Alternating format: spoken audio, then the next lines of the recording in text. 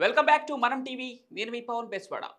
ప్రస్తుతం ఉద్యోగులు తమ పిఎఫ్ ఖాతాలోని డబ్బును విత్డ్రా కోసం ఆన్లైన్లో దరఖాస్తు చేయాలంటే యూఏఎన్ లేదా పిఎఫ్ నెంబర్తో లింక్ చేసిన బ్యాంక్ పాస్బుక్ చెక్ను అప్లోడ్ చేయాల్సి ఉంటుంది.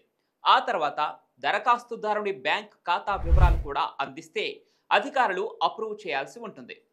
ఇలా 2 స్టెప్ వెరిఫికేషన్ పూర్తయిన తర్వాతే విత్డ్రా డబ్బు మన అకౌంట్లో పడుతుంది.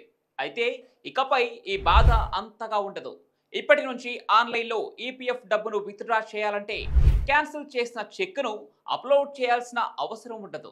అలాగే తమ బ్యాంకు ఖాతాను అకౌంట్ హోల్డర్స్ ధృవీకరించాల్సిన అవసరం కూడా లేదు.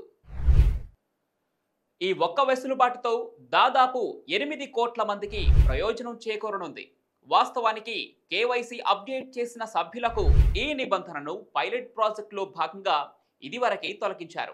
2024 మే 28న పైలట్ విధానాన్ని లాంచ్ చేశారు. దీనివల్ల 1.7 కోట్ల చందాదారులు లబ్ధి పొందారని కార్మిక శాఖ తెలిపింది. ఇది విజయవంతం కావడంతో సభ్యులందరికీ ఈ సదుపాయం కల్పిస్తున్నట్లు పేర్కొంది.